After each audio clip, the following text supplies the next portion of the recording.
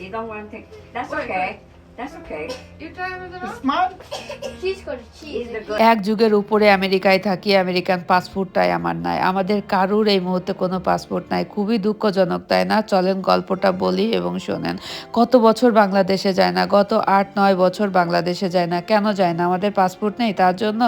আসলে পুরো গল্পটা শোনেন, তারপরেই বুঝবেন। হ্যালো এভরিওয়ান, আসসালামু আলাইকুম। আশা করি সবাই ভালো আছেন। বছরের প্রথম দিন একটা সুন্দর কাজ করতে চলে আসছে, আলহামদুলিল্লাহ।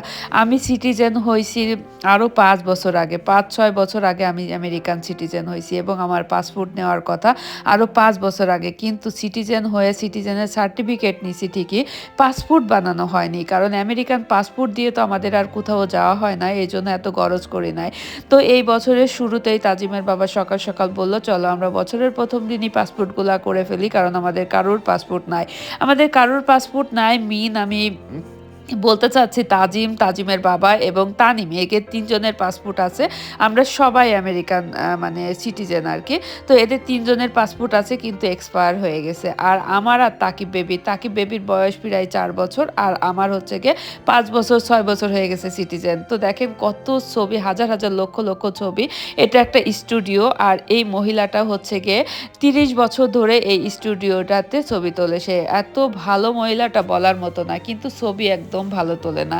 পুরো গল্প বলবো, তার আগে আমার গল্পটা শেষ করি। যাই হোক, তাকিব বেবির বয়স প্রায় 4 বছর এবং আমি সিটিজেন হয়েছি প্রায় 5-6 বছর। তো আমাদের পাসপোর্টটাই এখনো বানানো হয়নি এবং ওদের 3 বাবিটার পাসপোর্ট এক্সপায়ার হয়ে গেছে, তাও নেওয়া হয়নি। তো আজকে এই জন্যই ভাবলাম যে আচ্ছা আমাদের পাসপোর্টগুলো বানাই ফেলি এবং ছবিগুলো তুলে ফেলি। তার জন্য সুন্দর করে গোছায় গাছায় চলে আসলাম একটা সুন্দর স্টুডিওতে। স্টুডিওটা পুরনো হইলেও মহিলাটাও পুরনো। 30 বছর ধরে এই মহিলাটা ছবি তোলে। দেখেন কিভাবে তুলবে, মহিলাটা স্টাইল দেখায় দিচ্ছিল, কিন্তু দিন শেষে ওনার ছবি একদম ভালো হয়নি। আপনারা যদি দেখতে চান আমাকে কমেন্টস করিয়েন, আমি ছবিগুলা দেখাই দিব না। তো উনি বলতেছিল যে তোমাদেরকে একটা ফ্রি ছবি তুলে দিব, ফ্যামিলি পিকচারটা আমি দেখা মনে হয়েছে যে ওর থেকে ভালো আমি পিকচার তুলতে পারি, আমার একটা স্টুডিও দেওয়া উচিত। যাই হোক, কিন্তু এতটা আন্তরিক ছিল, খুবই ভালো ছিল মহিলাটা, খুবই ভালো।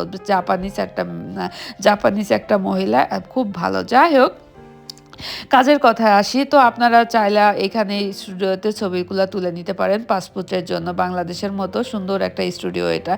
আমরা হচ্ছে গিয়ে এত বছরে পাসপোর্টটা করা হয়নি খামখেয়ালিতে, আসলে প্রয়োজন হয় না, কারণ আমরা তো এই আমেরিকার বাহিরে কোথাও যাওয়া হয় না, দেশেও যায় না, গত 8-9 বছর হয়ে গেছে, তাই আমাদের কোনো পাসপোর্টেরও প্রয়োজন হয় না। এবার হচ্ছে গিয়ে মনে হলো না, পাসপোর্টটা করে ফেলাটা জরুরি, কারণ যদি হঠাৎ করে আমরা বাংলাদেশে যাই অথবা কোনো জায়গা যাইতে চাই, তো পাসপোর্ট ছাড়া তো আমরা যাইতে পারবো না। তাই সেই চিন্তাতে বছরের শুরুর দিন, প্রথম দিনই তাজিমের বাবা বলল, চলো আমাদের পাসপোর্টের ছবিগুলো তুলে ফেলি এবং পাসপোর্টগুলো বানাই ফেলি। তো তার জন্য চলে আসলাম সুন্দর করে সেজে গুজে পাসপোর্ট ছবি তুলতে। তো এই যে হচ্ছে গিয়ে আমি, দেখেন আমাকে কেমন দেখা যাচ্ছে, আমি সুন্দর একটা ড্রেস পরে আসছি যে পাসপোর্টের একটা ছবি হবে। সুন্দর ছবি না হলে কি হবে বলেন?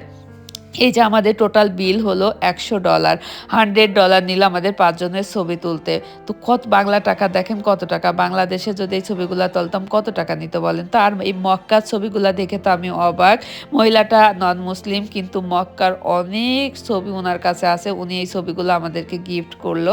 তো খুবই খুশি হয়েছি যে উনি আমাদের মুসলিম ভেবে আমাদেরকে মক্কার ছবিগুলা গিফট করলো। এবং তাকে বেবিকে কি দেবে, কি খাওয়াবে, কি করবে, অস্থির অবস্থা। অনেক বয়স্ক তো, বাচ্চাদেরকে অনেক লাইক করে।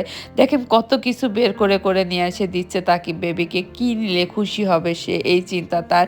তো অনেক কিছুই দিয়ে দিল। লাস্টে সে নিজে ব্যাগ নিয়ে এসে ব্যাগের ভিতর সবটা উঠাই দিচ্ছিল। আমরা বলতেছিলাম না দিও না এত কিছু, তাকিব এগুলো কিচ্ছু খায় না। তো যাই হোক, তারপরে আন্তরিকতার সাথে দিল, তাই একদম না করতে পারলাম না। তো সবাই ভালো থাকবেন, সুস্থ থাকবেন, আমাদের জন্য দোয়া করবেন। আমাদের পুরো 26 সাল বছরটা যেন খুব ভালো যায় এবং আমরা যেন এই পাসপোর্ট নিয়ে বিভিন্ন দেশে ঘুরতে যাইতে পারি।